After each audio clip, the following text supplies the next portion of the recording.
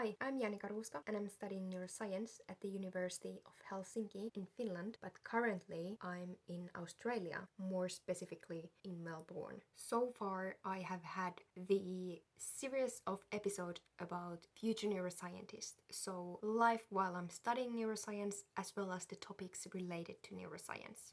And that will continue since I haven't graduated yet, but because I'm here in Australia, I will do the whole new series and I will definitely talk about the life here. So will I be lifestyle vlogger? I think for a while, and I bet it will include a lot of struggles. Anyways, I want to keep science in this because one reason I'm here is the science. More about that in today's episode. So for those who are new in this channel or haven't watched the episodes why I'm here in Australia, I will shortly tell it and then I will tell you how things are going, how everything has been so far. So I have been here only less than a week. Yes. So today this is kind of just a short hello from here. But back to the reason I'm here. So I'm doing my master's at the University of Helsinki, Finland. So I'm studying neuroscience there. That's probably quite obvious if you check other episodes. And long story short, I found a place from here, from Melbourne, to study anorexia. The topic is pretty cool, I will share about it later. But yeah, basically I'm here for my master's thesis. The work will last 6 months, but I'm allowed to be here for 7 months. So I arrived a few days ago, 4, 5, something like that, less than a week ago, after all that paperwork. If you wanna hear more about the process, what all it included, I recommend you to check the previous episode I published. I think it will appear somewhere here or here. I can't remember which side. Anyways, so I flew from Finland to Melbourne via Singapore and the total travel time was around 21 hours. And I think everything went really well. I stressed quite a lot, even though I had everything handled, but never know what happens. But yeah, I finally arrived here. Currently, I'm in a friend's place and I still need to find a place to stay after this. So that's another worry, but hopefully also that will go fine. I think the jet lag lasted 3 days around. So I went to bed around 6 p.m. and woke around 3 a.m. quite a few times, but currently I think I have the sleeping schedule back on track. So I'm happy about that. I have walked a lot around the city, nearby the beaches. As you can see, I burned my skin pretty badly. I forgot to put sunscreen. But yeah, now I bought it and now it's not sunny at the moment. Okay, what are the first things what comes to my mind about struggles?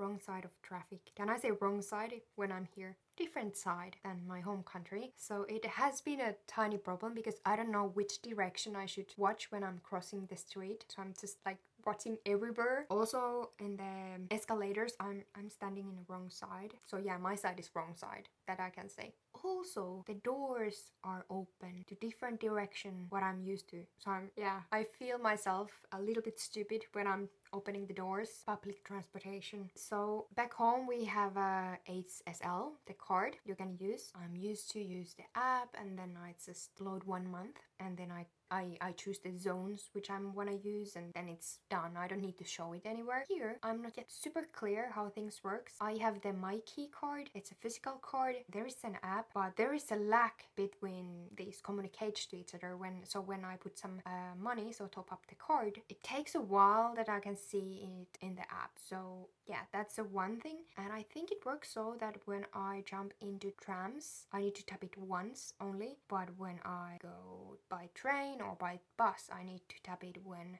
I'm going in and coming out. So showing the card to the machine. I guess there is some, or I believe there is some monthly fee I can choose.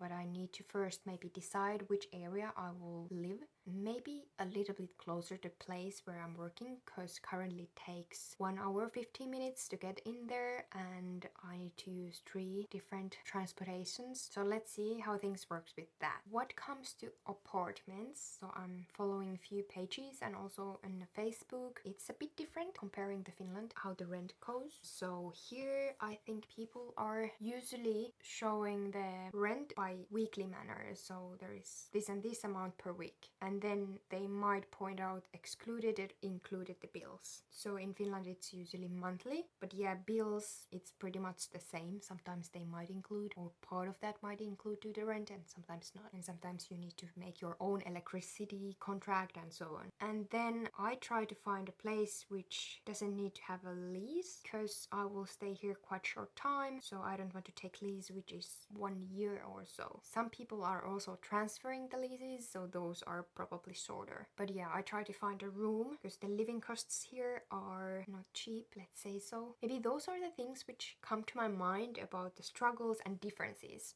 comparing between Finland and Australia. And yeah, I come from Helsinki area, so the capital, and now I'm in Melbourne. The overall kind of vibe what I have got so far is that people are really, really kind, helpful. I like the vibe of the big city, a lively feeling around me, even though I also love nature and calmness. But yeah, you can get both, depends which area you are living. My job hasn't started yet with a master's thesis project. I have visited already the university and it's pretty cool. Gotta say, I need to show it to you at some point. And all the people in the lab are amazing. I was a little bit quiet. I was nervous when I visited there, and there is one maybe difference. I don't know if I can say that Finnish people in general, we are quiet, but maybe I can say that, can I? Like, we are not used to small talk, and we talk when we have something to say. I would like to learn to just chat. And I feel that I'm actually a really talkative person, but it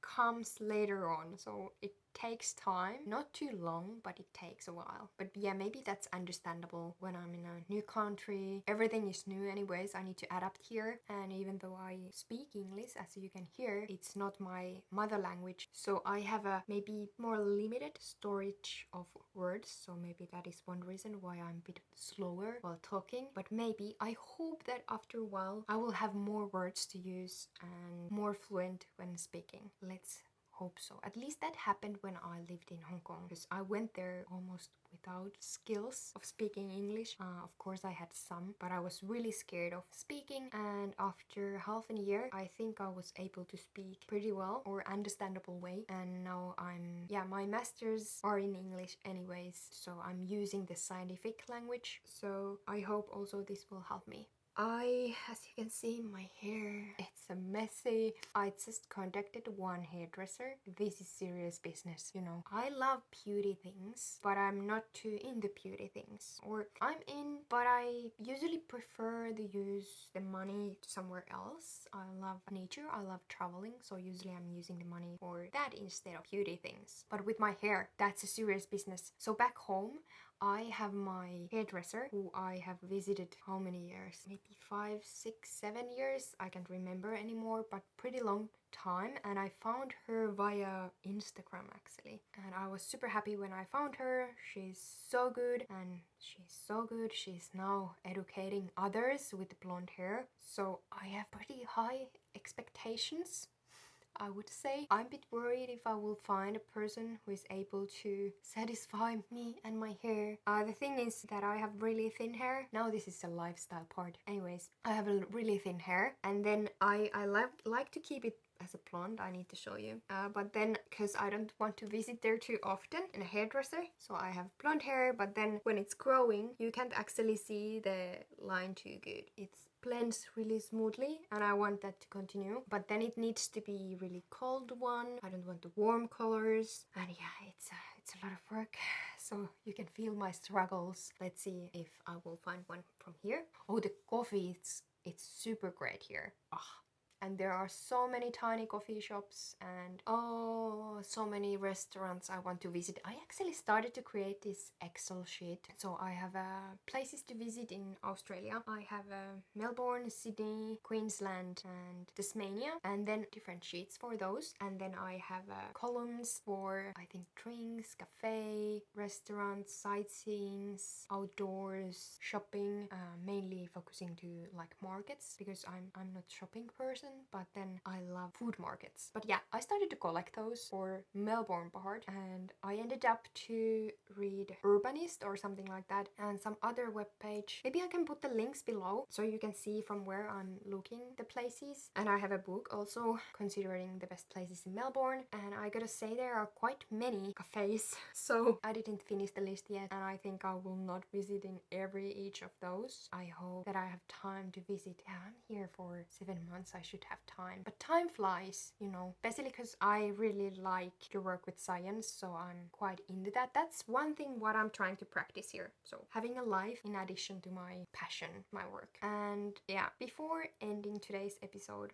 kind of shortly summarize the master's process and what after that and what happened before that, and maybe how I'm feeling about all that, because I think it's important to be kind of realistic what is happening, because this is, of course, this is super exciting and I will be super excited. I'm happy and thankful about this and a lot of good emotions. So it took a while that I started my master's after bachelor's, because I was working in breast cancer research. So I was focusing to triple negative breast cancer and mainly about the environment. I can talk about that later, and I can put the paper what came out pretty recently. It's really interesting paper. I recommend to read that if you are more interested in about breast cancer research. But anyways, I worked there as a biotech engineer, which is my bachelor's degree, and then at some point I realized that okay, I need to find the topic what I'm really passionate about, and I ended up to study neuroscience, so the master's degree. From the beginning, I have been really excited about the topic. It has been one of the hardest study paths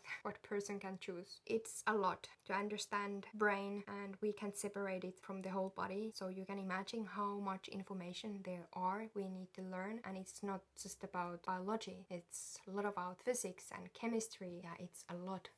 So even it has been super interesting, and I know that I'm in a right path. It has been hard sometimes. Gotta say that especially these times when we have studied a lot of remotely, so there hasn't been too much support, but other people are in the same situation, so can't complain about that. But it has been reality that things has been harder. Then since everything is super interesting, I love learning new. It took a while that I came up with a topic I'm interested in, like to what I want to focus. And yeah, I will describe the project I'm gonna study later on, so stay tuned. So this is the final part. I have done all my courses and some extra courses, so I wanted to learn more. Anyways, so now I have my master's thesis to complete, and then I will graduate. Overall, the biotech engineer took 4 years, and this takes 2 years, so in total 6 years. And then I'm planning to continue to my PhD, which depends how fast I will get it. Of course, I need to get into the program first and then do that. It might take 5 to 6 years. That's pretty long time. It depends. It really depends about the country where I'm gonna do that, project I'm involved, how the experiments goes, and so on. But 12 years of studying, of course I'm working at the same time. So I'm not just studying, especially when doing PhD, it's mainly working. But that's good to keep in mind. That's a long time. And that is one reason why I wanted to be really sure that I'm studying the right topic. Yeah, because you will focus to that topic quite a long time. But at this point, when I'm finishing my master's, I'm feeling really, I think this will be the feeling forever, that I'm not ready ever, because there are so many things to learn, and that's part of the fun. In my case, I have a lot of dreams, goals, as people say that I should say. So I have a lot of goals I want to achieve. I dream big, let's say so, and I'm really passionate and I'm ready to go towards those goals. And even though that is how things are in my head, I'm still worried what will happen next. In a way, I love the feeling that I don't know what will happen next, because then I'm open for new opportunities. But there is always the worry what will happen. So I'm excited about it, but a little bit worried about it. Yeah, so that is how things are going at the moment. I'm enjoying Melbourne a lot. I'm super excited that I will start working soon. Super excited about meeting new people, make the new connections, try different food, travel around, and I'm happy that you are sharing the journey with me. Because even though I know that I'm good at making new connections, it's lonely to move a new country where you don't have any. So it's really important to have you in there to share this journey with you. So I'm really thankful. So yeah, let's see you soon-ish. And of course, remember to subscribe to the channel if you haven't done it so yet. Thank you for joining today's episode. See you on next time. Bye!